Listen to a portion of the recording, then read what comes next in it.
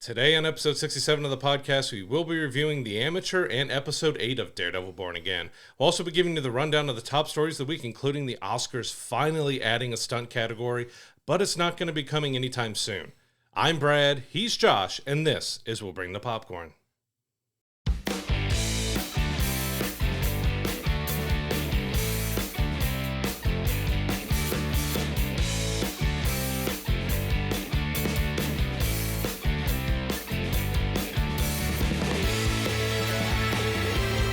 As always, before we jump into the news this week, please don't forget to give us a like and subscription on YouTube. Hit that notification bell so you're getting our episodes when they drop every single Monday.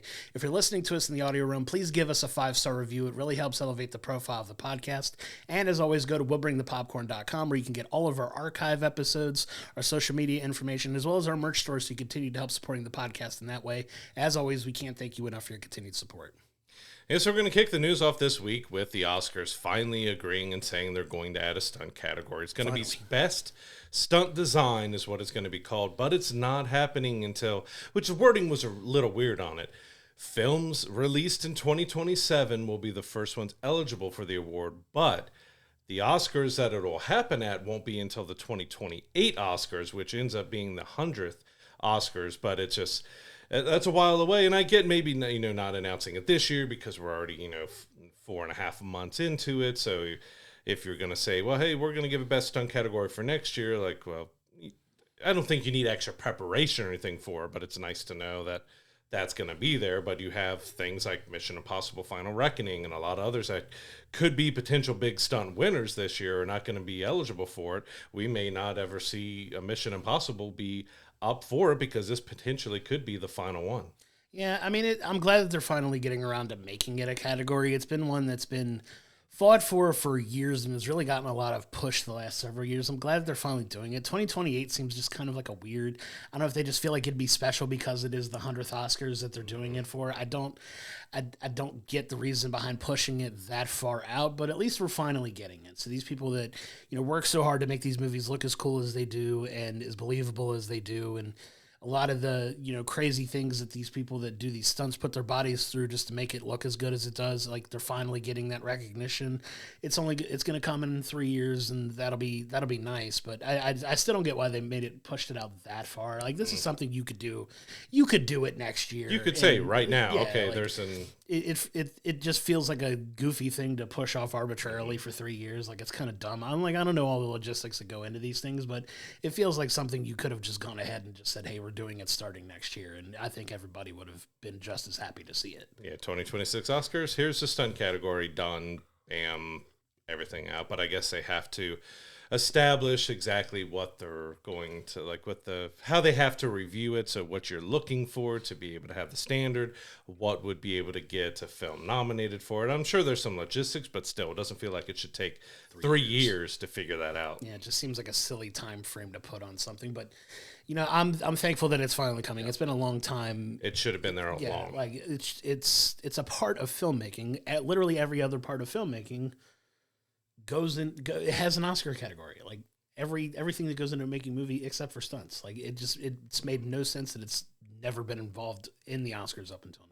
Yeah, and like I said, the Fall Guy really showed off what these guys go through, and it was a big proponent of them trying to do another push to get stunt coordinators and stunt actors and stuff. So it looks like it's one general category, so I assume the stunt coordinator would be the main one who would be nominated.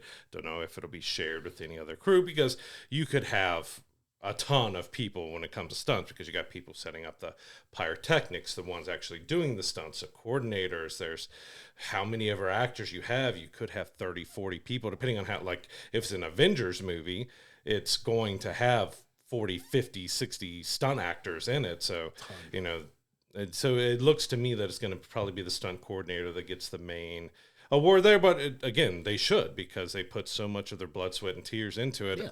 All of them do. It's finally that the stunt community is getting the recognition they deserve. Hopefully that's going to be added to the other award shows as well, so they can have more than one chance to win something for their work. Yeah, and hopefully, the other award shows follow suit, because that's something that's been missing for a long time. We're glad that it's finally happening. Those people put in so much work, like you said, to make this stuff look as good as it does, and it's about time that they're going to finally start getting that recognition they deserve. So we're very happy to hear that. I want to move into our next news story now, and this is one that's very interesting for me. So a lot of video games are getting, film and TV adaptations made for it. We've got, The Last of Us just getting ready to kick off their new season now. Episode 1 will have dropped by the time this episode comes out, so we're excited to check that one out.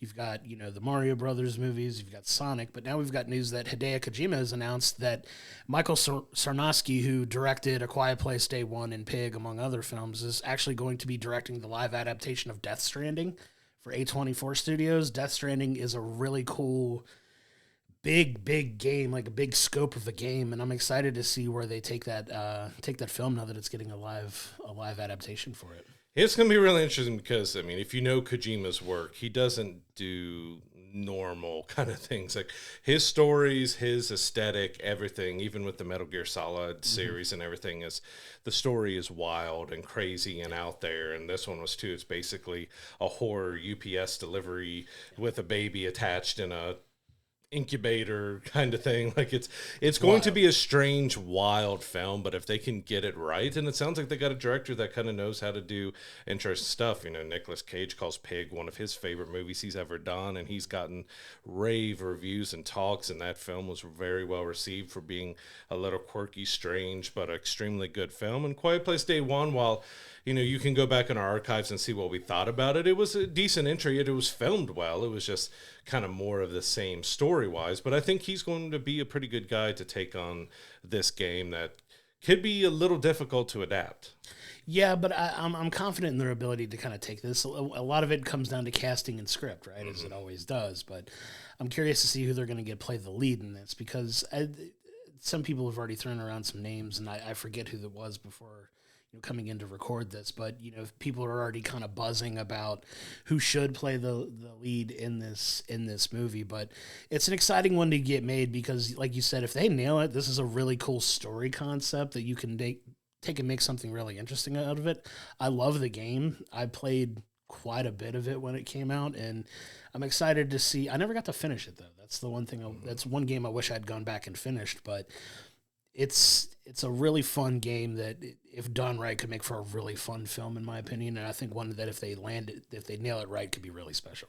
And we'll see if Norman Reedus does end up reprising his role from the game. There's also a bunch of Easter eggs in the game stuff. So does Conan O'Brien show up in his brief little funny role or something, allow him to play? Like, we'll see if they end up trying to keep the same actors and voice, because pretty much all the characters, for the most part, are modeled after the voice actors that play them. So we'll see if they end up getting to play the same characters in live action. Doesn't always work out that way, but we'll see if that ends up happening. But I want to move us into our next story about Predator. So we've known this year was going to have 2 different Predator films come out, but we didn't know a whole lot about the other Predator film, and now we do. The first trailer's released. It is directed by Dan Trachtenberg, who has done Prey, who's doing Predator Badlands, which is out later this year, but it's an animated anthology film, so you've got 3 different stories of the Predator taking on Vikings, taking on samurai and World War II pilots. So you've got kind of thing. It's 3 separate Predators taking on this throughout time, but it looks really interesting. The trailer looked fun. You've got a guy who kind of brought Predator back with Prey in a new, unique way. And they've kind of talked about how, well, we might just play with that, because Prey, if you haven't watched it yet, go watch it. Really good. But it takes place in the past. It's take place with Native Americans and stuff. So you're really dealing with a different time period than we have with Predator. Now we're getting 3 different time periods. Even Predator Badlands, just come out later this year, potentially might be featuring Predator as a good guy. So he's giving us some really interesting different takes on Predator, which I'm excited about. Yeah, there's a ton of different directions you can go with it. I know some people are kind of joking at the time jumping Predators and all that stuff. Like is it feasible? But the trailer for this, when you get into animation, you can do all kinds of weird stuff and go in a bunch of different directions. It's easier to pull off than doing it in live action, I think. But the trailer looked really cool. I was excited for, that to drop, because like you said, we've gotten next to nothing on what this was going to be about. Like, we've heard some rumblings about like the whole time jump and multiple time periods thing, but didn't know how it was going to practically work. And then we get this, awesome animated trailer that comes out in the middle of the week and just kind of caught us by surprise, because we didn't know anything was coming. And what they gave us is a really cool look at something, and it's coming sooner than we thought. Like, we thought it wasn't going to happen until like significantly later this year, like maybe towards the end of the year, because we knew Badlands was coming later in the year, and this is actually coming out before Badlands, if I'm not mistaken. Yeah, it's dropping on June 6th on Hulu. Yeah, it's coming out way sooner than we thought. I mean, it's less than 2 months away from dropping now, so like we're going to get it very quickly. I'm excited to get our hands on that to check it out and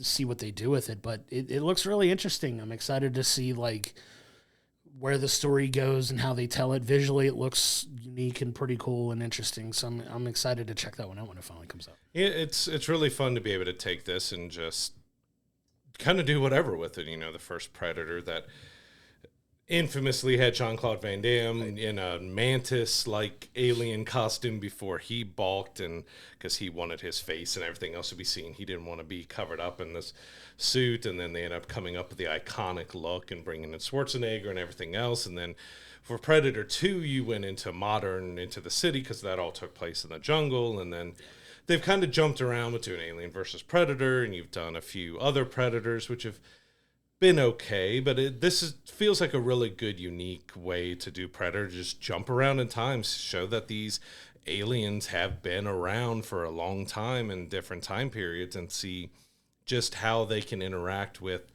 different worlds and different timelines and everything. And it's really intriguing and interesting to me to take a character that you could keep pumping out the same stuff, but that's the real unique way that you can do something new with it, because it's kind of going to be the same thing if you just keep doing modern city or modern jungle or something else, as just jump around in time with it. So I'm really looking forward to see what they do with the animated anthology and with Badlands later this year, because I think that one's a little more modern setting, but again, it said it's switching up to make Predator potentially a good guy. Mm-hmm. Which is, I don't know how I feel about that one, just because it's always been presented as kind Can of we like get Arnold and the Predator doing yeah, the handshake together? you have to. You got to insert that GIF when we put the episode out. But yeah, it's going to be a different take on it. I'm excited to see what directions they go with it, because there's some fun stories that you could play with and tell when you jump around to time periods. Like, you can make the joke like, oh, if they have current alien technology, they should just be able to wipe out any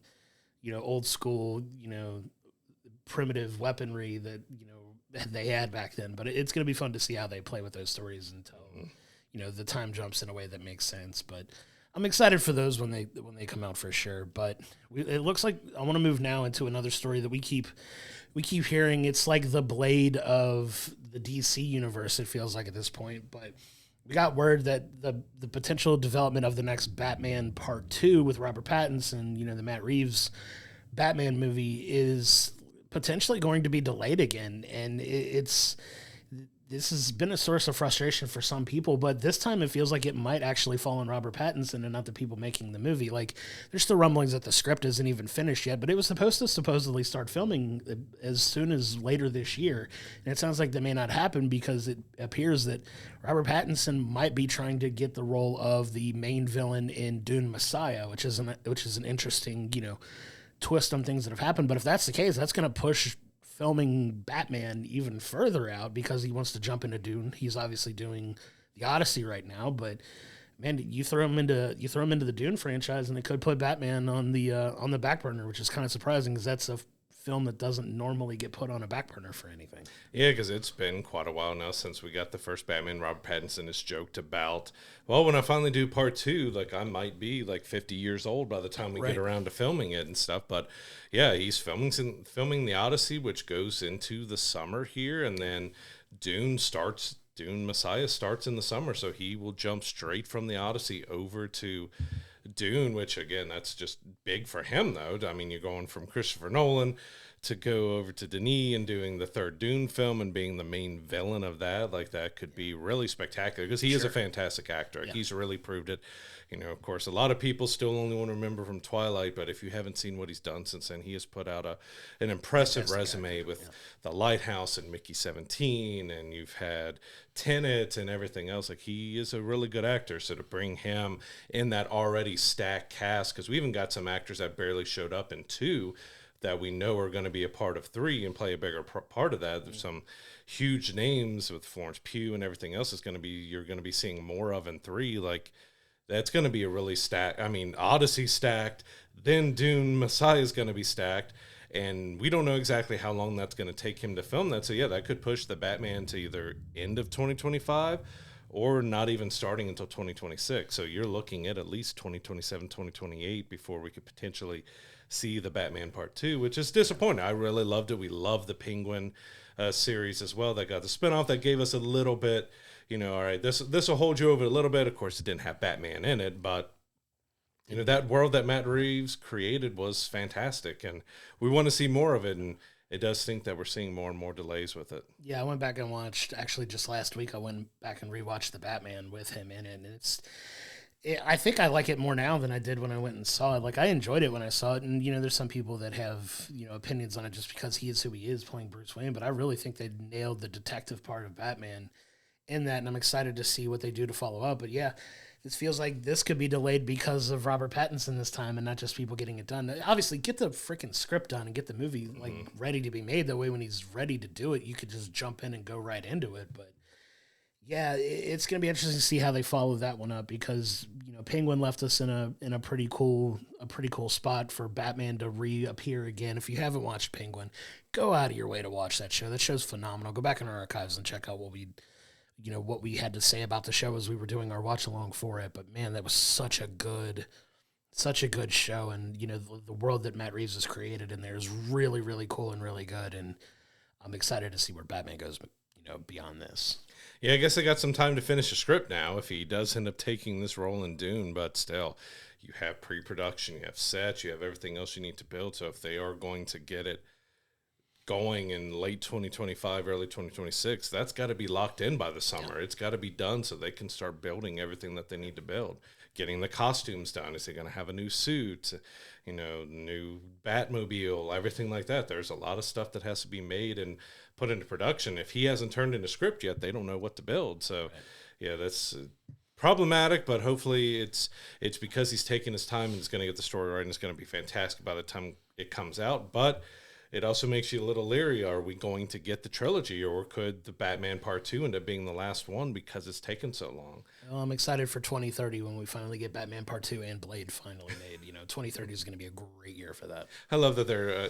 it does feel like they're poking a little bit at the Blade situation with the films and Marvel Rivals, because you had Blade show up, but he was being held in the castle and stuff, and now they found him again in Marvel Rivals, but he's just laying down taking a nap with a blanket over him. Like, that's got to be a little poke that they're just waiting for Marvel to wake him up. It's 100% a poke at it, and I'm here for it. It's very funny. Well, some sad news over on the Amazon side. We had talked about before that Phoebe Waller-Bridge was developing a new Tomb Raider series. Potentially we were going to have Sophie Turner, of course, from Game of Thrones and X-Men Dark Phoenix and everything like that, but it looks like Amazon has killed it. So the executive at Amazon who was overseeing the series and helping run it and everything left the company. That seemed to put a big deterrent in them moving forward with it, but it seems like there hasn't been an official announcement yet, but all signs from everybody who's been involved with it says it's dead in the water.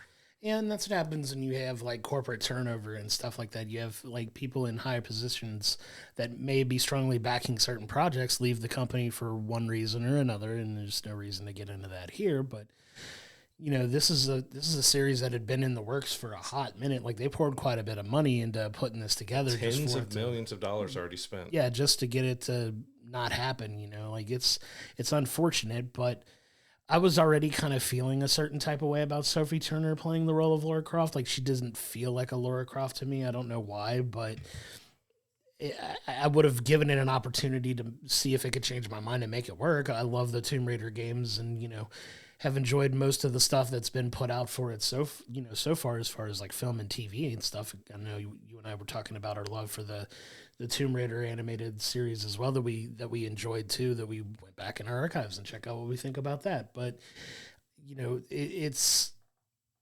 it's rough when you hear these stories that come out of like these people that put a bunch of time and effort and money into this stuff for it to just get scrapped, and you feel for the people working on it and pour their creative hearts and energy into making these projects just for it to get dropped seemingly at the drop of a hat. You know what I mean? And it's unfortunate that we probably won't get to see what was hopefully going to be manifested into this show. Yeah, because we got the rebooted movie, which kind of took after the rebooted games, the more modern games, which were really popular and stuff. And I didn't think the new movie was that bad. I just think it missed the mark of the drama and the action, the suspense that the new games gave you, because there was dread. There was, you felt that she wasn't this over the top superpowered heroine that she kind of was up to that point, especially if you watch the Angelina Jolie movies of just kind of how which I still enjoy, but they were very those were video games brought to life, and the new Tomb Raider games were much more grounded, and they kind of missed the mark a little bit of it. I think if they would have given that a sequel and kind of focused more of giving us the dramatic high stakes kind of action and drama with that, it could have worked well. But it seems like they really want to do something with Tomb Raider. They just can't figure it out. They said they went through multiple writer rooms. They couldn't get the scripts right. There was just a lot of things that just working against them, that you're trying to figure out, well, are they going more back towards the early video games? Are they going to go for the modern video games? You know, the new animated series, which ended up being a decent success for Netflix here, did kind of a different tale than they have. So it might have been a little bit, well, we don't want to be like the animated series. We don't want to be like the new games. We don't want to be like Angelina's. We don't want to be like this, that they just couldn't figure out what the identity of the show was going to be. And that's the hard part of getting creative synergy together to put something out. And it's why it's so impressive when you see like shows that do hit and do take off, how well they've done, like how strong the creative and writing process is and how important it is to the success of a show, because you see time and time again when there's an obvious disconnect, or there feels like a disconnect in that room, that comes across when you see it put to film in whatever form that it takes. It's why it's such it's why I love the medium as much as we do, because when it's right, it's so good and it takes you on an adventure, and you can talk about it and, you know, and experience it and enjoy it and feel it. And you go through all of the emotions and the, you know, the thought provokingness and stuff like that, that can come with, you know, really special creative processes coming together to make something magical like that. It just goes to show how critically important that is. And when you get a jumbled up situation like this sounds like it was, things like this tend to happen where stuff gets delayed or stuff doesn't get it because you can't get people on the same page. And it's tough. That's where it's, you know, my hat's off to the people that go into making these things, because it takes the cliche is it takes a village, but it really does in this case. And it's unfortunate that they never could seem to get on the same page with it either. It's also a difficult climate right now in Hollywood because of budgets getting out of control and films and shows not making kind of back what they thought they would. They're spending $300-400 million on stuff and they're getting 5 million viewers, and that's just not cutting it for how much money they're spending on it. And we've got some, you know, Amazon hasn't been cheap on what they've been spending. You know, they have the Ring of Power series, which they've spent billions of dollars on doing. They're willing to spend the money, but things have got to be done, or which makes me a little more hopeful for the James Bond stuff. Just like they're not just going to throw stuff out. They still want to do it, because Reacher has been so good. I just ended up finishing the last season of it, which of course season 4 is already greenlit for that, and we have a new season of Rings of Power coming. And they've put out some good shows. It shows that they're not willing just to throw something out there just to throw it out there, even if it's a big IP, which Tomb Raider still has its appeal, and you know, the movie didn't pull in a ton, but it's still got its appeal that it could be something profitable in this day and age. Just something just didn't work out right. Yeah, and we'll see if something eventually gets, you know, back in the fold for that, or they restart it, reboot it, and do something else with it. Time will tell, and we just kind of got to wait and see what happens with it. Jason Momoa for Lara Croft. Might as well. He's doing just about everything else. Speaking of coming back to Dune, right? He mentioned that he was coming back to... But wait. To do more. A lot of people are like, wait, didn't you die in the first movie? Have you read the books? Right. That was his response to it. Have you read the book? Read a book. Quote from Jason Momoa, which is very funny for different reasons. But I want to move into another news story this week that was, you know, it really hits for me because, you know, I've anybody that knows me knows that I love, you know, hard rock, heavy metal music. I listen to a pretty wide variety of genres of music, but like my heart's always been in like rock and metal music. And the band that really got me into heavier music is getting their own Netflix docuseries made about them. And it's the band Korn, you know, very popular, you know, early 90s to now. Even now they're still playing, you know, amphitheaters and, you know, arenas across the world and selling out everywhere they go. They're getting a docuseries about them on Netflix. It's going to be a 3-part a 3-part series that chronicles pretty much their entire 30-year career at this point, and it's coming out in 2026, and I could not be more excited about it.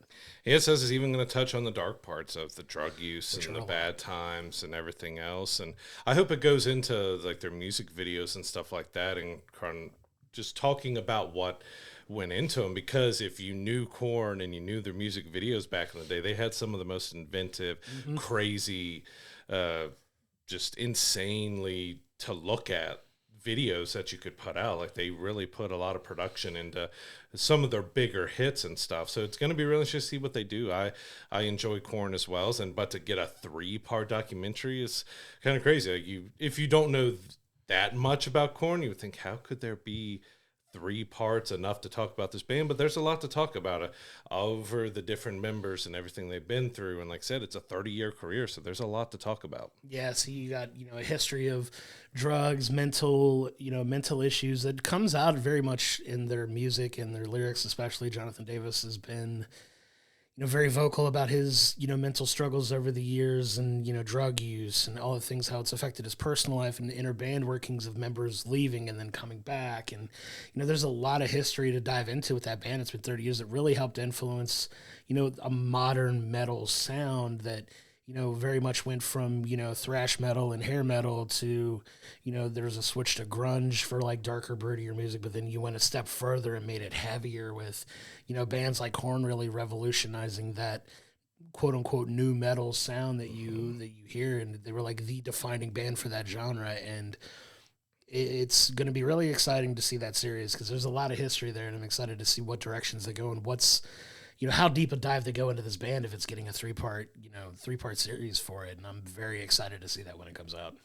And so I want to jump us into our last story of the week, which is kind of a big grouping. So there's a lot of sequels and new films and stuff that were talked about that are coming. And to no surprise anybody, a Minecraft movie, they've already been in heavy discussions that they're going to already greenlight a sequel and move forward. That nothing has been signed for it yet, but they're like, it's just working out the details of it, but it's already made so much money.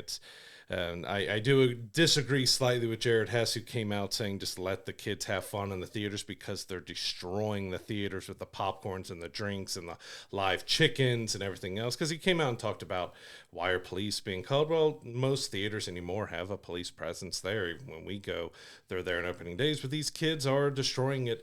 You have workers who are not getting paid that much. You have to spend extra time. They don't get much time to clean it. Like, they are ridiculously going over the top, and because we're giving attention to it, they're doing it even more. You have more and more videos of kids acting fools in the theaters.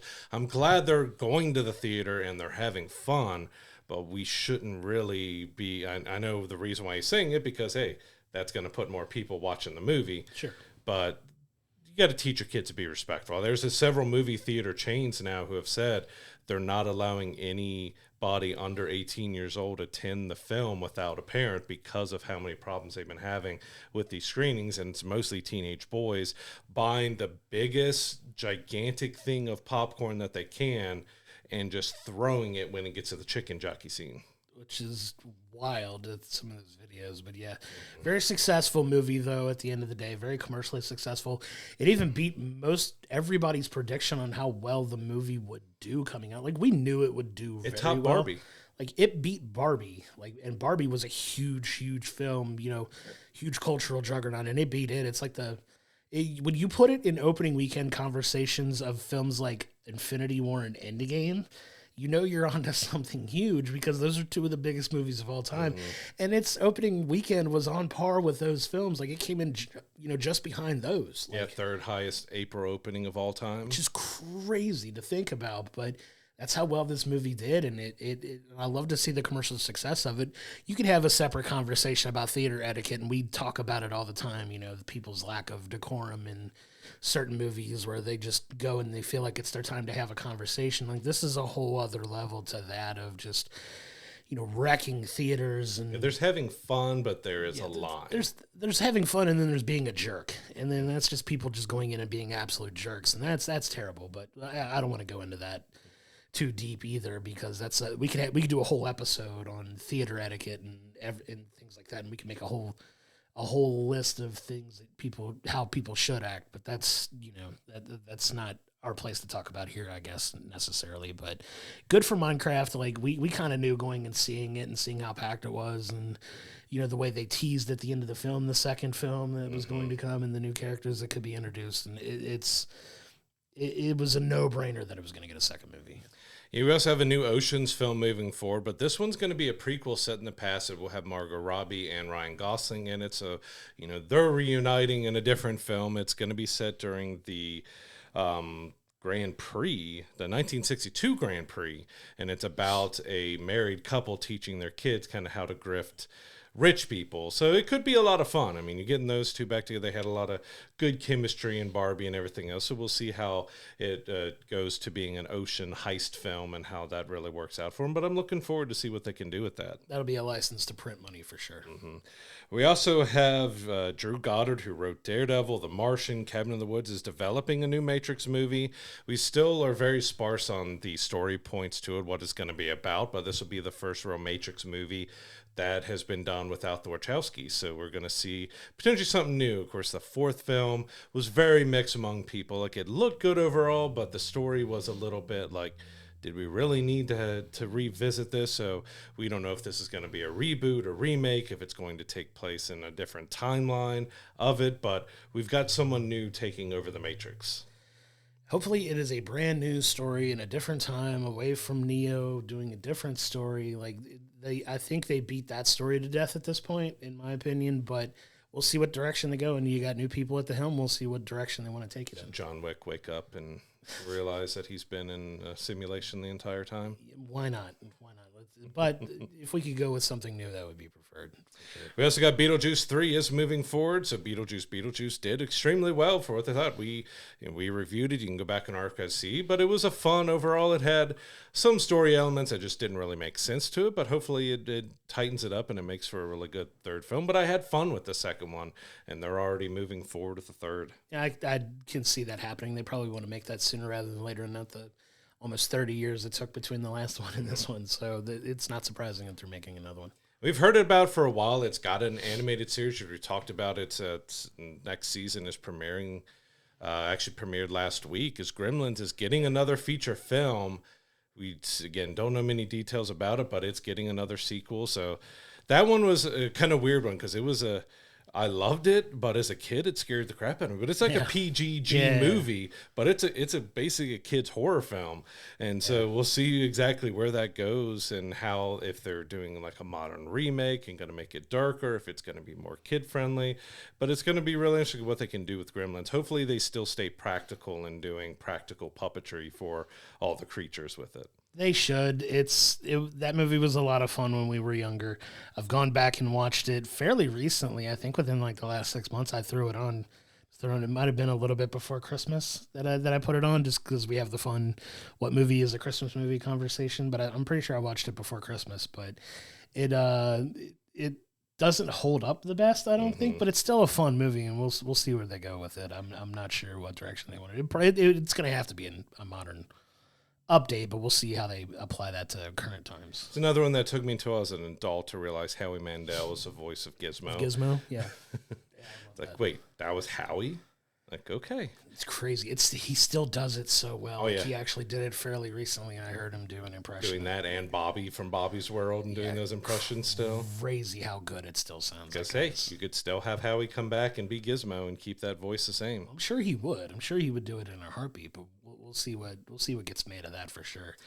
Yeah, one of the oddest films that they announced is getting a remake, and this is in the category of do we really need it, is the Kevin Costner Whitney Houston classic, mainly because of Whitney Houston and her performance of the songs in that film, is a Bodyguard. Is this one that we really like, hey, everyone's clamoring to get a remake of The Bodyguard? I'm going to come out and say it, no, we don't need it. Like, that's one of the best soundtracks of all time. Whitney is an incredible vocalist, one of the best vocal performers of all time. Hands down, fight me in the comments, you're gonna lose. But this one, leave that one alone. Like, does that need another? You could do a different type of movie, but like, don't. don't mess with that one. Who's really going to be able to step into her shoes? I mean, you got Ariana Grande who could do it. You've got maybe Jennifer Hudson or Kelly Clarkson if you go a little bit different way with it. But you're trying to match what Whitney Houston, and you can't match Whitney Houston. Yeah, that one, just leave that one alone. Come up with something else. You don't need to. Is there an audience for that? Because most people, I don't think, was really about the film itself. Like, I've watched it, and I couldn't tell you about the film, but I could tell you about the soundtrack. Yeah, the film was fine. Soundtrack, iconic, one of the biggest soundtracks of all time. It might still be the best-selling soundtrack of all time. I could be wrong on that, but it's definitely up there. But definitely one of the best, just for how incredible Whitney was in that. And then her, cover of Dolly Parton's "I Will Always Love You" is just one of the best, if not the best cover ever made. Yeah, and with Andor coming up, this is the last story I wanted to talk about. The Andor coming up, there's been a lot of talk and chatter about Star Wars and stuff, and it was mentioned that Lucasfilm actually has a Star Wars horror project in the works. So, again, we don't know much details, but if we're getting something Star Wars horror related, it could be pretty interesting. We'll see exactly how dark they go. Maybe it's a little more menacing than horror, but if they're looking towards that genre, it's going to be really interesting to do. We've had Marvel go with the zombies. Do we get some sort of Star Wars zombies, or do we go, something darker where there's a serial killer in the Star Wars land or something else? Like, there's a lot of interesting ways you could try to do horror within Star Wars. Almost like a Phantom Menace, if you will, right? You said it menacing, so that's a terrible joke. But no, like, I'm genuinely surprised they haven't gone, like, somebody hasn't tried to do something similar to this yet. Like, it hasn't been developed, because there are ways you can make Star Wars terrifying. Like, you have Siths, you have, if you want to do your, Darth Jar Jar movie or whatever. Give me Darth Jar Jar more. Like, I know, I'd said that just to pop you, because I know it would. But, like, I'm genuinely surprised they haven't actively tried to make something like this, because you can make Star Wars horror fairly easily, in my opinion. So I'm excited to see what they try to put together for this, because there's some really cool things you could do that I'm curious to see if they actually go that direction. Yeah, so we know it's going to take place outside of probably the main it has to storylines. It's going to be a one-shot offshoot on probably a planet you've never heard of with characters you don't really know. And do we get a cabin in the woods Star Wars style or something? Something farther away than what we already are used to from it. But yeah, we'll be interested to see how that develops. I want to move us now into our movie review of the week. So we have The Amateur. So this is starring Rami Malek as Charlie Heller, who is who works for the CIA. He's like a decoder. He's, responsible for, gathering information for, the people that work above him that, make the big decisions and stuff. And this, the premise of this story, and we're going to go into spoilers when we talk about this, but the premise of the story is his wife goes on a trip to London. He is notorious for not wanting to take risks, not wanting to, go out and experience things. And she invites him to go to London with her, and he decides not to, but then come to find out that when she goes to London, she is taken captive by these people and unfortunately killed in the crossfire of that. And, this is all about, him coming to terms with that and plotting his revenge for the people that murdered his wife. And it's a really interesting story, and I'm excited to kind of break this down and talk about it. Yeah, because he's trying to ask him, what are you going to do about this? I want the people found that killed my wife. And they're like, yeah, we'll take care of it. You let us handle it. But he doesn't. He's going through files and cameras, and he's looking. You get the very kind of a deep side of the technical aspect of the espionage spy stuff, of how they can access people's information and find people and access all the cameras around everywhere, especially on, the main action where his wife died. As you said, take place in London. They said there's like 3,000 cameras or something around there. So it's showing you how they can access all the stuff, creating 3D models based off of different angles and stuff. It was really interesting for the tech geeky type of people who like that, because it's got some action, but it's more into that technical detail of how can you have a guy who is scrawnier and smaller and a more technical geeky guy, how does he go on getting revenge for these people? And I thought it was pretty interesting the way they went about it, because it shows the human side of a guy he's really upset about what happened. And you have the government is kind of failing him. His work is failing because they're like, well, we're not going to do it, but we end up learning some deeper reasons on why stuff isn't getting done. But I thought it was really interesting how they approached a lot of the scenarios, especially when he finally starts going out after all of the, I think it's a group of 4 that he's going after, that he has pinpointed and already told, like, within a night, he's found all their information and presents it to his boss. But his boss is like, yeah, you just leave it to us.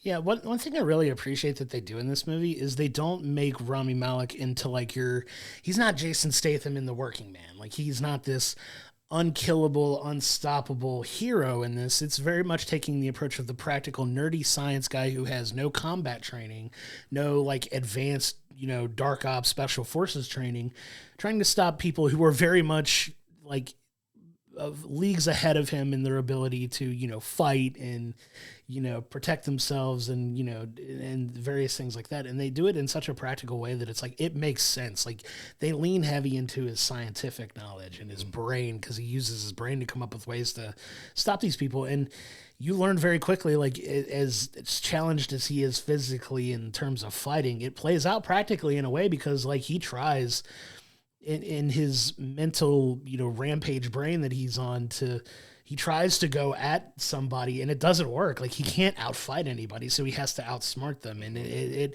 it's written very smart, and I kind of appreciate that approach, because it could have just turned into, he's unstoppable in his revenge and he finds creative ways to do it. No, they approach it in a very practical way that it's like, okay, this guy's got no training. We can't have him just whoop somebody in a fight and that be done. Like, it's not believable.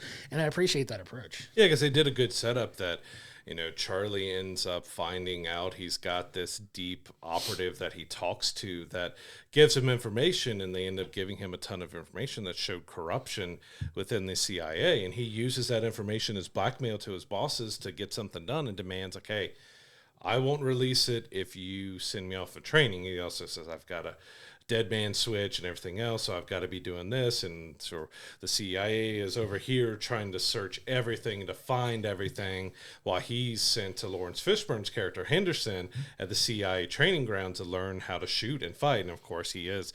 And I enjoyed those scenes because it does show you he's not turning into a Jason Statham character or a Jason Bourne. He's not going to be a killer. They're showing him at the range and he can't shoot anything unless he's point blank. And Lawrence Fishburne says, yeah, as long as you're right next to him, it's pretty hard to miss. So I still give you a 50-50 shot of hitting something when you're that close. But you get a really intense scene where he makes Charlie point a gun at his chest with his finger on the trigger, and he just can't do it. And he's like, you're not a killer.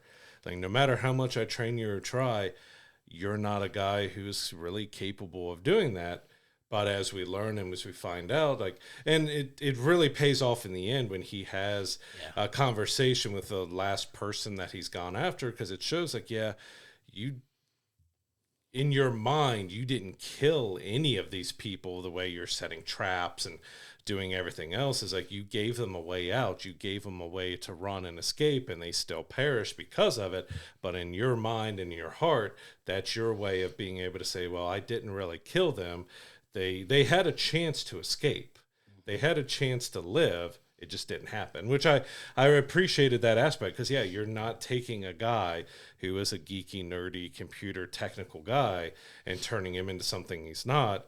He's a guy who's heartbroken over his wife passing, and he wants something done about it, and he goes about it in the way he can. And that makes logically sense to him, because he tries to do things in a way that a killer, an assassin, or someone would, and he fails miserably at it. Yeah, like you said, he tries to attack people, and it's not, but he uses his brain to get himself out of tight situations, and the way he gets revenge on the first person is just it was so funny. But I'm not gonna go into individual details about the first one. The first one had me cackling just because it's like, oh, I could definitely see a situation where that would happen, and that would be like how they. And it made sense to a guy who doesn't really know what he's doing for. Like, well, I'm going to attack you in this way. Kind of lucks into something happening, and it's just so funny. But I'm just like, you know what? That makes sense, because this is his like first taste of revenge, and it's like, it's not going to go the way he probably envisioned it going. But yeah, like, the writing in this was really smart. I really enjoyed, the way they presented this story, because like you said, the easy out could have been he goes and gets a little bit of training and now he's a stone cold killer because the training takes and he's a natural at it. And no, he's not. He's very much not. And they lean very heavily into the fact that he's not. Or you could have done something where, well, I can calculate the trajectory of a bullet, so I know if I point it at this angle, they didn't go release too... a trigger here, that you could be going way too technical on how he could be a proficient marksman or something, but it made it more realistic. Yeah, they didn't go too over the top with it, but you see the confidence that he has starting to increase a little bit over time too, with what he's doing and how he's approaching getting to and getting revenge on everybody, and it was just a really well told story, man. I really dug it. It was written in a way that was practical and it made sense. Rami Malek is fantastic as an actor anyway, but he really plays this character really well, of this, smart guy who's heartbroken over the loss of his wife. He's coming to realize that maybe he should have taken more chances with his life and, gone outside of his comfort zone a little bit, because there's the backstory of his wife getting an old school plane for him to, put back together and get up in the air so he can get his head in the clouds and get his feet off the ground a little bit and let him, stop being so practical about everything. But it was a really neat little backstory about him, and him coming to that realization a little bit by the end of the movie was very smart and very well written, that they used this avenue to kind of push him in that direction, and it was fun. I really enjoyed it. And you got Rachel Brosnahan, who of course is going to be our Lois Lane in the next Superman movie this summer here, playing his wife Sarah. And I do like they still included, because a lot of her stuff happens within the first 10 minutes of the film. Sure. But you get this kind of tortured moments with him where he's sitting alone in a room and he's lost in his mind. This is anybody who's ever lost anybody, how you can get lost in your mind. And he's seeing her in a club and just coming up and giving him a kiss and seeing him in different scenarios. And it's very realistic to those who have lost somebody. I haven't lost my wife or anything like that, or someone that close to me. I lost my dad and a few friends and other stuff like that, but it's very real of that pain that you're going through. You can see their face everywhere. You can hear their voice. You can feel their presence around you and stuff. And I really appreciate it. Like, Rami is a fantastic actor. I could see some people maybe feeling his performance is a little wooden, but because he's very kind of non-emotional in it. But if a tech geeky person, that's kind of their personality. They're very quiet, sullen. They're not showing you a whole lot of stuff. He gets times where he's showing emotion and stuff, but I could see where some people could find it maybe a little wooden, just because he doesn't show that much emotion. Like, he's got the kind of, he's got the same facial expressions through most of the film with things. And I do want to touch on one, and this is going to be kind of a big spoiler for one character in the film, because I kind of felt like it was underused, and I was really looking forward to see what he did in the film. But John Bernthal is in the movie as Jackson the Bear O'Brien. He's we set up in the beginning of the film that he's an operative who bounces around. He does different stuff. You feel he's an assassin, a guy who's taking people out and stuff. But, he's very friendly with Rami's character, Charlie. Yeah. And, they meet in the very beginning and they're talking like buddy. And like, hey, what are you doing for lunch? And you can see him like, oh, hey, nothing really. Well, I need you to work on my computer for me. And again, if you know anything about tech, everybody asks you, no matter what, can you fix something for me? Yeah. So that was fun, but we didn't get anything else of his character into the very end, which I love the speech and I love that conversation they had. But his character was, if it wasn't in the movie, it really wouldn't have made a difference to the movie, which is disappointing because we love John Bernthal. We've talked about how much we love him and everything. Like, we felt like I just wanted to see more of it. But I mean, they were two fun conversations. One, the first one more lighthearted, the other one more deep and heart to heart and everything. But his character, unfortunately, just didn't have much to do in the movie at all. Yeah, I mean, his character wasn't necessarily needed too much. I think it was brought back in that scene that you're mentioning towards the end of the movie, where it's just kind of helping him refocus and recenter and just kind of like, hey, like, get it together kind of speech that he gives him. And it works and it has a purpose. But yeah, I mean, it's John Bernthal. We want to see John Bernthal in everything. You could put him in everything and we'd watch it. But you could potentially have had Henderson do that same conversation with him, like he's You tracked could him have, down again and yeah. have, because Henderson in the movie does have a back and forth. Like he feels sympathetic to the guy, but he's got his orders that he has to carry out. But you can tell he's holding back and not doing what he really could. So you potentially could have just had Henderson do that second speech. The first one wouldn't have been the same, but the second conversation, you could have ended up having Henderson do that. Yeah, and it may have had the same effect. But it just made I wanted to see more John Bernthal. Well, of course, that's that's a valid criticism of anything, even when he's not in a film. You're like, you know what, he could have made this. This film movie better. could have used Barbie. We needed more John Bernthal. He would have been so good in Barbie. He really would have. Like, it would have been fun seeing him in there as like Combat Ken. As more of a combat Ken, absolutely. But yeah, it was. I really enjoyed this, man. It was fun. Like I said, I really enjoyed the more practical approach to a guy who's not your typical trained assassin, trying to go out and get revenge on these people who are very much well trained in working these dark ops, and just people that there's no way he could go head on towards and have any chance of winning and being successful. And how they approached his revenge story. Like, it was fun. It was something we're not totally used to seeing, and it was written in a way that I think really worked. Yeah, I think it can be a little predictable at times. Like, it's not going to be anything that you don't exactly know what's coming, but it's done in a way that you feel so sympathetic to his character and everything, that you're along for the journey, that it doesn't really matter, that you kind of can tell what's going to happen with stuff, because you also have that subplot that gets a little deeper as you go into the movie with that informant that he's had. He finally meets up with them and finds out the backstory of that. But it was a nice little touch, because you've got a kinship between two people who are doing things because of people they have lost. So you get to see two people in two different areas, but they're still dealing with the trauma in different ways, because they're both just trying to figure out, well, how can I use what I know and what I can do to help not only myself, but other people and all that. But it is very predictable, but I didn't mind, because I was enjoying the story. I was enjoying kind of this tale of a guy who's just so heartbroken. He's willing to do something out of his character, but they didn't break his character enough to show you that, well, yeah, he's just a combat killer now and he can do whatever.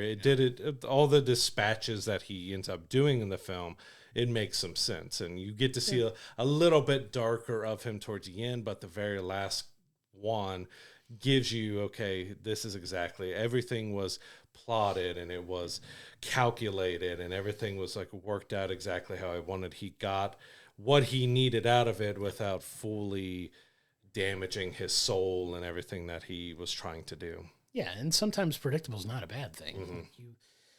In a good story like that, predictable is good. Like, it's fine. You don't want to be thrown. I don't like the plot twist for plot twist's sake. Yeah. I saw some criticism of that, like, this film needed a real strong plot twist. It really didn't, though. Like, it wasn't that type of espionage kind of film. Like, the only twist could have been maybe the director was in on it the whole time. Sorry to spoil that for you, but like that's really the only place where a twist could have happened. Like, I can't see like any other twist making sense in a film. You throw like in maybe that. his wife was working with these terrorists or something. That would she have was just actually really killed, or she didn't actually die, or something else. Like, that just would have really sullied the moment emotional impact. Yeah, and it was so unnecessary. Like I said, sometimes predictable can be a good thing, and this, like I said, it was very well laid out the entire time. It was easy to follow along. It was easy to do it, and it stuck the landing at the end. I mean, that's kind of what you want in your story at the end of the day anyway. And, like I said, sometimes predictable is good. There's nothing wrong with that when it makes sense and is done right. Yeah, and then, of course, you throw in Lawrence Fishburne, who plays kind of a typical Morpheus type of character. He's just the guy who knows everything, combat guy, and you kind of get him throughout the film in some interesting, fun ways, but allows Rami's character, especially like the one bar. You get some comedic elements, but it's not comedic elements that take you out of it. Like when the first time that he's chasing down Rami and he's like drinking heavily in a nightclub and just trying to deal with the torture and the trauma and stuff that he's going through, and he sees Henderson there, there, and so they go on this chase. But it's kind of like the old horror movie chases where your hero is running as fast as they can, but the killer is just walking and moving slowly, and they know exactly where you're going at all points because he's a very calculated guy. Like, hey, I know that this is the kind of stuff you would be searching out because this is the type of person you are.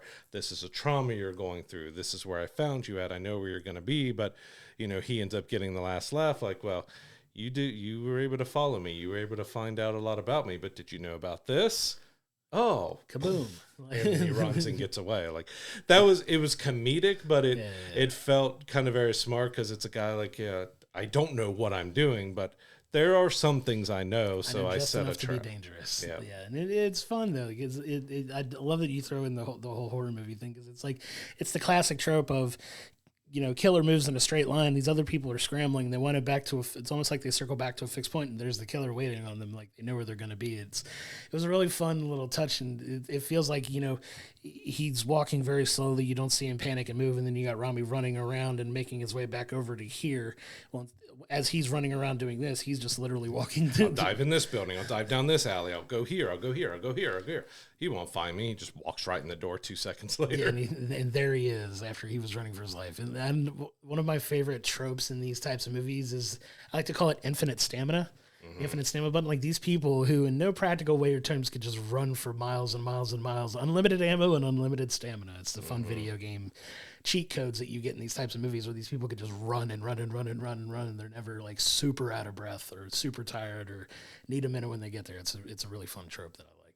Yeah, I really enjoyed The Amateur in the end. It gave us a solid, heartfelt story that you could connect to even if you don't have a spouse or anything else. You can connect to the trauma and the things that he's going through. I think it was well acted. It was well shot. There was nothing really that stood out to me about being too bad. Again, it's predictable, but it's not predictable in a bad way. It's just you know what's going to happen, but you still go along for the ride. Yeah, and stories like that are perfectly fine, and I love that about it. I love that it's, you know, it's not taking itself too seriously, but it's just a good, smart movie, man. I really dug this one.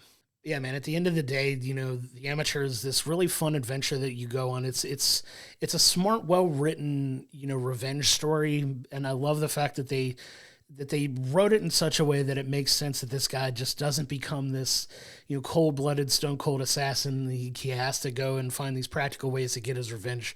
Ton of fun. Love Rami Malek. Just the action is good when it gets there. It's a little slow in plotting it at the beginning, but when it really kicks into it, I think we get a really fun movie. For those reasons, I'm gonna give it about a 7 out of 10 for me. Like, I really dug this movie a lot, but like you said, there's a little bit of a pacing problem at the beginning, but I think when you get there, the writing really brings it up for me that this is a film that, like I said, doesn't take itself too seriously, but writes it in a way that's very believable for, you know, the type of character that Rami Malek plays to get his revenge. And for that reason, I'll give it a 7 out of 10. Yeah, I'm probably going to give it like a 7.5. I really enjoyed it. Like I said, it is very predictable in ways. It is kind of slow. You have to be more into the technical side of the spy action espionage because it does have action, but most of it revolves around checking cameras and security and, you know, documents and all that. So it's much more for the technical side. It is a bit slow at times, but overall, everyone gives a good performance. It has a solid story. It'll pull at your heartstrings a bit. It doesn't get too emotional for you, but it does enough just to get you to feel for our main character and the ploy and everything that's going through. So I would give it a solid 7.5. Yeah, those are solid scores for it. It's a film that I really enjoyed. If it's a movie that we definitely recommend going and checking out in the theater. It's got a lot of fun appeal. Going and see it in that medium as well. I don't know where it's tracking yet, box office wise. It's probably not going to beat Minecraft, because that's kind of a juggernaut right now. But I think it's going to do fairly well. That, you know, I think box office wise, it's going to do pretty solid numbers. It's one I think it deserves to be seen on the big screen. So The Amateur is in theaters now. We do recommend going and checking it out. It's a little bit different than your typical spy espionage, even though it is predictable. It's more on the technical side with stuff, and you're really going on this emotional journey of revenge, other than just a high octane action revenge film. Yeah, and if you're a fan of Rami Malek, he gives another really good performance in this one as well. He kind of does a lot of the heavy lifting in this movie for good reason, but he's definitely showcasing his chops here, and he plays a really good, version of this techie, nerdy guy, going out for revenge for the loss of his wife. It was a really fun journey that we got to take on this one. So I'm going to move us into our TV breakdown of the week, which is the 8th episode of Daredevil Born Again. We have one more remaining after this. So, as typically these episodes do, it brings you in to really pushing it forward to that finale. So we got a lot of movement, a lot of stuff going on in this episode. We get more of Bullseye here. So we get Bullseye in prison, but we learn that he's been moved to Gin Pop. So he's getting put in with everybody else so he can be beat up or anything else that could possibly happen to him. And we do learn, again, all of our reviews of Daredevil Born Again are heavy spoilers. We're talking about everything just because we want to talk about everything because we've enjoyed this show so much. But yeah, we end up learning that Fisk was the one behind moving him around because he wants to, well, we think it's Fisk that's moving him around because they want him taken out. So we've got a little bit of a mystery. Is it Vanessa? Was it Wilson? Was it the right-hand man? Like exactly who was pulling the strings?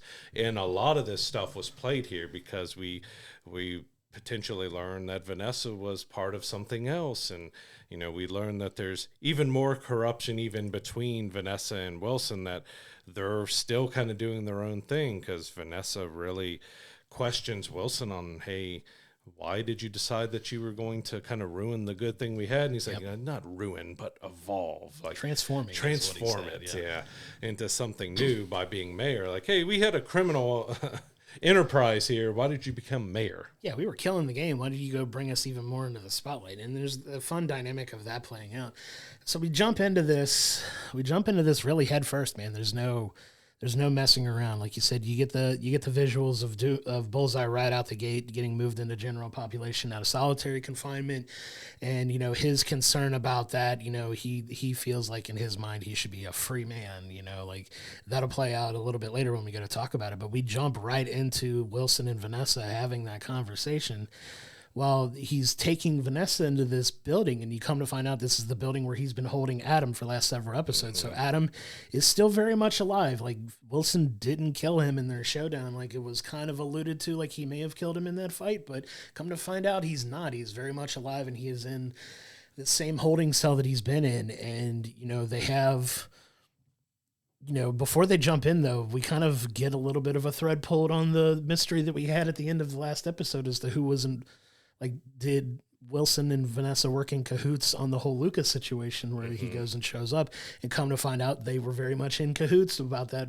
Vanessa, makes the comment that, hey, he was a punk kid trying to make a power move. It was kind of pathetic. So she served him up on a silver platter for him. And you get that resolution very quickly, which I appreciate that they didn't waste around and they just jumped right into it. But you go down, you see Adam in this holding cell. You get Adam pleading to be let go. I won't say anything, but if you know anything about the Fisks, they don't like loose ends. So, or not being able to have people under their thumbs. So unfortunately, Adam meets a very brutally violent end to his life at the hands of Vanessa with a gun. And that was kind of surprising that she was the one that kind of ended that thread herself, and they kind of come to like an understanding like, hey, we're good now kind of thing, and they go to move forward. But are they really good? They kind of been toying that line quite a bit in this season, so it's interesting to see that moving forward too in the rest of the episode. And even this episode and this whole season is making me thankful that they did bring her back as Vanessa. She's fantastic playing that.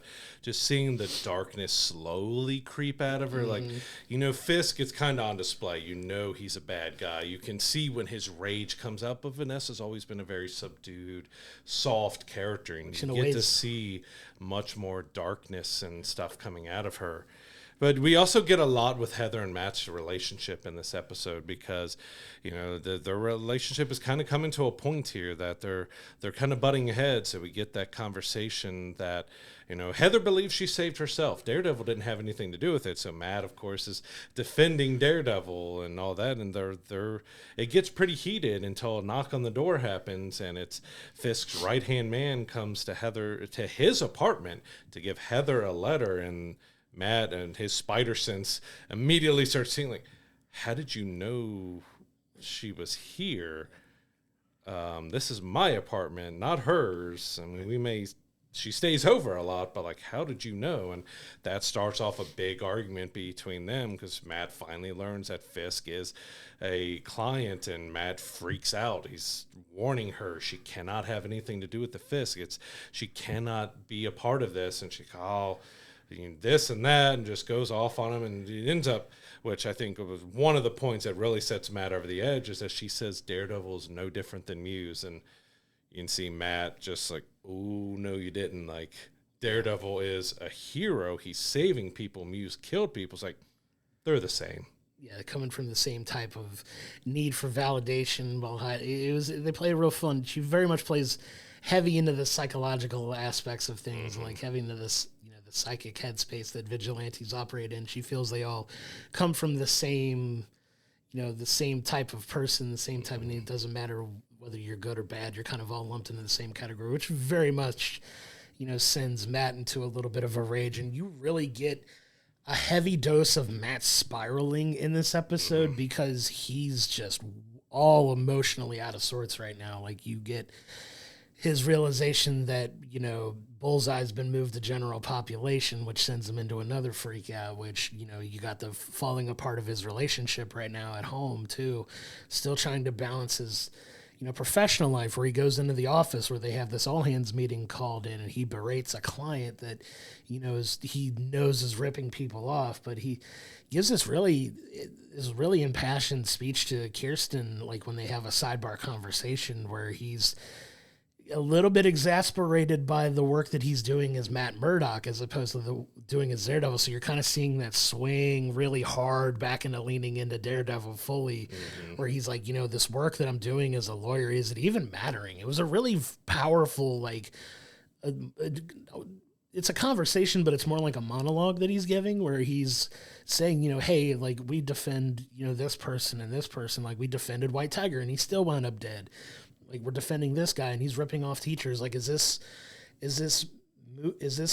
work that we're doing even really mattering? Like, it's not really making a difference. Like, even if we try to do good things, bad things are still happening despite it. Like, it doesn't matter. So I think we're really starting to see that swing back into him realizing that he's probably going to do more good as Daredevil, but how does he balance that with what he's got currently going on in his life? And it's just this fun back and forth that they're playing with that all season that I really appreciate. Yeah, because you learn that Bullseye has asked for Matt to come speak to him at the prison, and Matt's he's asking for me. I mean, this is Foggy's killer that wants to speak to him. So he ends up going to the prison and speaking to him. We've already seen that he's pretty beat up and scratched up and stuff as well. But it was a funny scene, but it's also what you're talking about. You're seeing this downward spiral. You're seeing Matt get out of control, that he's losing the grip on Matt and becoming more Daredevil, because they're having the conversation, but Bullseye's like, well, you have to release me for me to tell you any more information I do. And he smashes his head against the table and really beats him up. And a funny part is Matt is like, excuse me, guard. He smashed his face against the table. Oh, you crazy. Like, the guard doesn't even question. He's like, oh, yeah, he's just crazy. Like, he just did that. A blind lawyer's not going to put his hands on him. That he just beat his own head into the table and stuff. It was a funny moment, but it doesn't take you out of the episode because you realize just how Matt is losing himself and how this corruption of everything. We don't know security guards corrupt, but when you look in a room that you have a blind lawyer and a serial killer in the same room, he's going to pick that it was a serial killer did something stupid. Right. That was a fun interaction, but he before he goes to see him, he shows up at Josie's bar, the site where Foggy was killed, and he's just kind of standing out there, and she opens the door and invites him in, and they have a drink.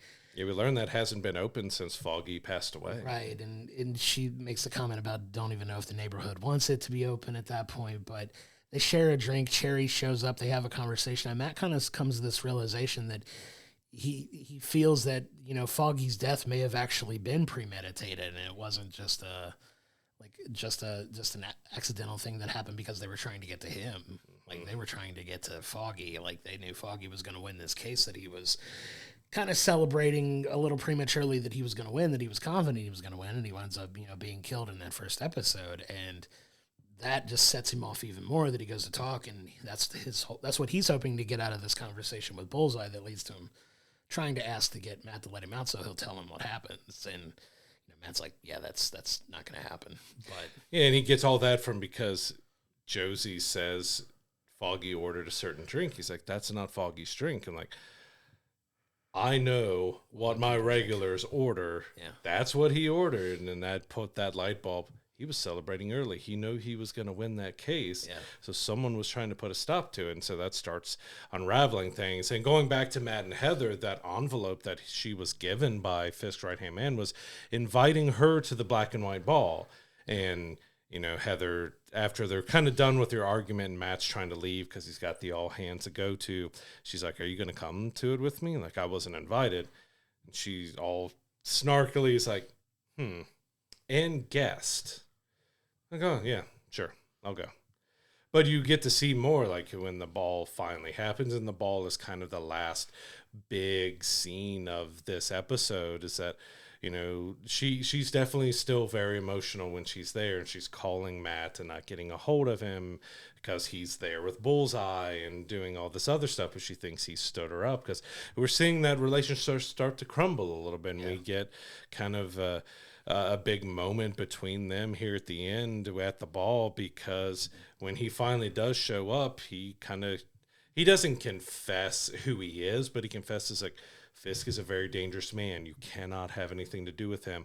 I'm going to make Fisk show you who he really is and everything during this ball. But we also at the same time, Fisk is taking people in a back room, and we get him with a decent conversation with the swordsman. He's like, well, I know before you answer, he's like, so what kind of donation can I expect from me? And the swordsman looks at him like, excuse me? Like, you're expecting me? Oh, before you do that, should I call you the swordsman, the vigilante?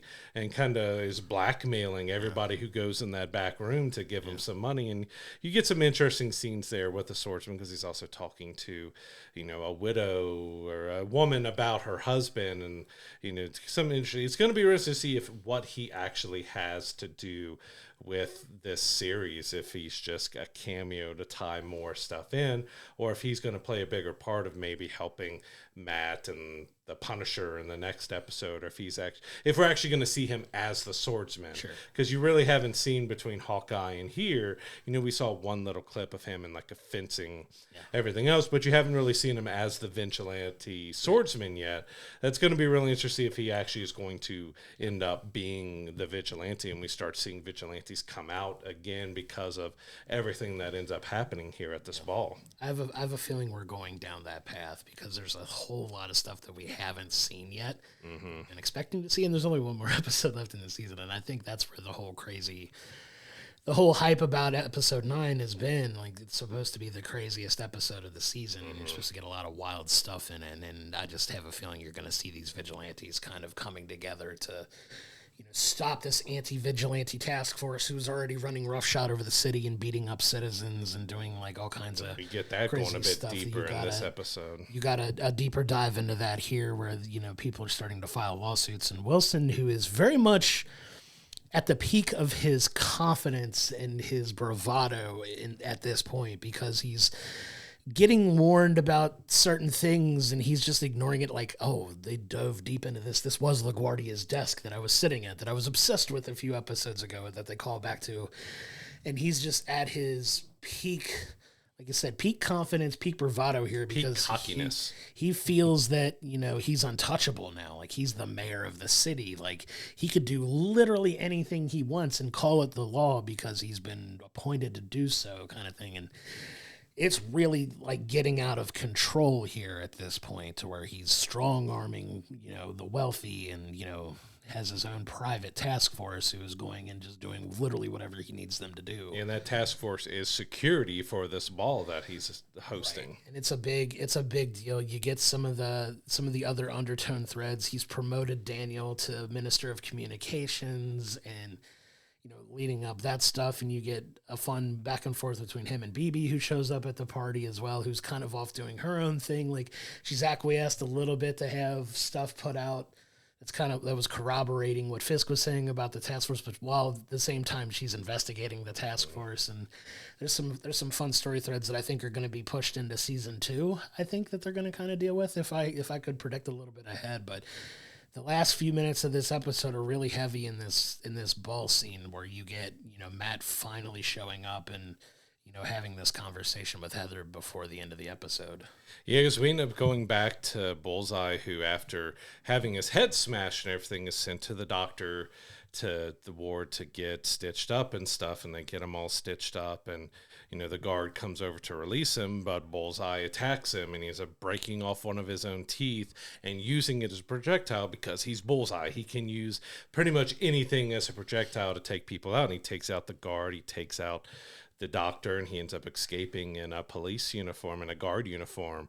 And of course he uses the badge, he gets on the bus, another guard looks at him like, rough day. And he's like, like, yeah, that's a serial killer convict that you're talking to and not an actual guard. Nobody knows what he looks like. And we actually end up getting Bullseye showing up at the ball. So we don't know exactly at first who he's going after, because we do get some scenes as he's kind of making his way through the elevator. We have the task force has caught a waiter who's taking pictures, and they go in the back room with him, and they find out that he's press and stuff. And they're going to dip him into boiling oil into a fryer, and he gets stopped by the commissioner, and the commissioner's going off on him, but he's like, that would have been bad. And then he dips his hand in there. He's like, I don't answer to you anymore. I don't work for you anymore. You have nothing to do, like showing that the task force is above and beyond anything now, that even the commissioner, which led up to that interesting conversation between BB and the commissioner, because he calls her out like, yeah, it's an interesting article you put out and everything. It looks like you gave in, because you and I both know it was Daredevil. And because that conversation with Daniel was like, well, he just threatened you the last time you two were together, and now you're kind of talking like your friends. Like, she's being a reporter. She's keeping her enemies close to see what she can get, and ends up talking to the commissioner like, hey, I don't always put everything out under my name. Because he brings up, like, you do know who was involved with your uncle's murder, don't you? And she's like, yep, I do. Yep. So he's like, you ever want to talk, let me know. And he's like, you know what? I've got some documents on pretty much every single person on that vigilante task force. She's like, okay. So they come to that agreement, like, we're going to speak later, and we're going to see what comes out. So you've got kind of that thread that's going to start maybe unraveling Wilson's world, while, as we talked about, Bullseye is heading up, and he ends up heading up to Crow's Nest and over top of the entire ball where there was a guard. He's not there anymore, and takes his rifle, and you see him pointed at Fisk, and you see him pointing at Vanessa, and you're not exactly sure who he was going after, because, we get to that point that I was alluding to where Matt is telling Heather, like, I'm going to confront Kingpin. You're going to see who he is. So you see him marching straight at Fisk, and then here comes Vanessa in a spotlight to take him off to dancing, and he's like, all right, you're going to have to lead. So they go out there and dance and just bump into each other, and Matt gets to reveal to Vanessa what he's kind of found out. Yeah, so they have this fun little, like, whisper conversation as they're dancing. Like, he's like, did you find what you were looking for, Devil? Like, just like Fisk knows he can hear him because of his super hearing. Mm-hmm. So he's kind of messing with him while they're dancing, where just the two of them can hear. And, they start to dance, and then he winds up, cutting in and stealing Vanessa away from Fisk. And you have these dueling conversations between both Matt and Vanessa, and then Fisk and Heather, where, Fisk is low-key about to tell Heather, like, your boyfriend's not who he says he is. You know why he's obsessed with me? Like, because, she's still playing off this whole, like, she doesn't know who Matt is, obviously, as Daredevil, but she feels like he's losing this, like, he's very mentally troubled, because, she's psychoanalyzing him the entire time, and, thinks he's just got this unhealthy obsession with Fisk, and she doesn't know why. And that's like, Fisk is about to reveal to her that he's very much Daredevil, like, they're trying to get there. But you also have, at the same time, this conversation between Matt and Vanessa, where Matt's pretty much telling Vanessa, I know it was you that made the call to put the hit on Foggy. Like, it wasn't Wilson, it was you, because Fisk was away when this happened. You were here. This was you that put it into it. And she goes to try to leave, and he pulls her back, and they have this conversation. And she's, like, making the same threat. Does Heather know you're Daredevil? Does she is she aware of who this is? And she also seems like she was going to say something else about Foggy, but she was cut off. So that's leaving everybody who's seen this episode like, wait, is she alluding to something else that she didn't get to say? yeah, so there's some mystery there, but you get to the end of this episode and Matt hears the gun cock from upstairs in the crow's nest. Like, he looks up and he sees that it's Bullseye getting ready to shoot Fisk. So he sees the gun. He thinks it's Fisk that put the hit out on him, and he goes to shoot Fisk. Well, Matt, and for reasons we still don't entirely know yet, goes and takes a bullet for Fisk. Like, he goes and jumps in front of him and takes a bullet to the shoulder, and he starts to bleed out on the floor. And that's where this episode ends. You leave with a bloody Matt just laying down there on the floor, bleeding and the out. Sound of his heartbeat just getting slower and slower and slower as he's bleeding out there. And you got Heather, falling to his side, trying to, get him to fight through it. But it was a very powerful ending to this episode that, is going to have to play out in this last episode that we've got coming up this week. I'm so excited to see how they're going to finish this season. I can't believe we're finally to the end now of this season that we've waited so long for. I feel like we've been talking about this show for pretty much since they stopped making Daredevil the last time, like on Netflix when it left several years ago. And, we've gone through these 8 episodes now, and this episode, man, it packed a heavy punch. Like, it moved a lot of stuff forward to this supposedly crazy finale, season finale that we're going to get that, if I were to guess, leaves us on some kind of cliffhanger, but we don't know what that's going to be yet. Yeah, and we said in the last episode review that this episode 8 here was one of the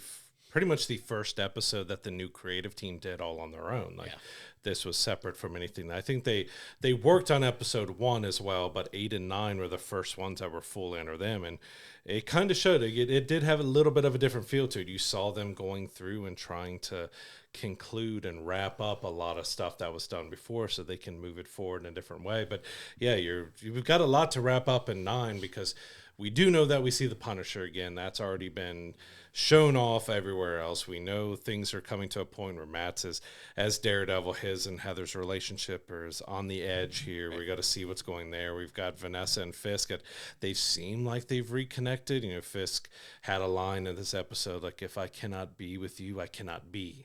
Like, letting her know, like, I can't exist without you. And you see a little bit that they might be coming back together, but we've got Bullseye on the run again. We've got a lot to kind of wrap up. We've got a mystery that it was Vanessa with Foggy and everything else. Like, we've still got quite a lot to wrap up here. So we're going to have a lot of mystery going to season 2, and whether that's because the new creative team wants to do their own thing to wrap stuff up, but I've really enjoyed it. This was a solid episode that gave us a lot of heart and depth, that just kind of took that mess of Heather and Matt's relationship, of Vanessa and Fisk's relationship, of closing out Adam, of bringing Bullseye back into the mix, of bringing Foggy back into the mix with, learning that Vanessa set up the hit on that. And it set up a really interesting episode 9 to finish off this season. So like we're heading into it, and it really makes me interested in it, that we've heard and we know, as you mentioned, episode 9 is apparently really crazy, and I cannot wait.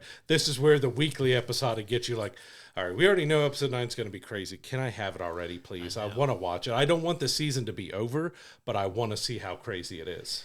Yeah, because it's going to be exciting to see the conclusion that they bring to this season, where they leave things, where they set up things to go forward in season 2, because we know they're already in the middle of shooting that already. Like, they're full force into production on that, so it's exciting that there's a bright future ahead for this show for the next season. But there's a lot of stuff to get figured out in this last episode. That stuff's really coming to a head, and we'll see how the whole situation with Matt being shot and bleeding out on the floor, how that plays out. Is this the cause for vigilantes to come full force? Does Matt get revealed as Daredevil to everybody? Does everybody become aware of it now? Kind of like a Spider-Man reveal where everybody knows that Peter Parker's Spider-Man now because of some crazy public reveal. I have a feeling Heather's going to find out, but we'll see if she ends up surviving through this final episode too. And then that's a tricky subject to wind up to, because you kind of feel like she's going to meet some kind of grim fate at this point, I think. But we'll see how it all plays out, man. I've been really digging this show. I'm so happy we got it back, and like, this has been a lot of fun to go with on this episodic journey that we're on. And I feel episode 9 is going to be one you have to watch when it drops. It drops Tuesday nights at 9 p.m. Eastern.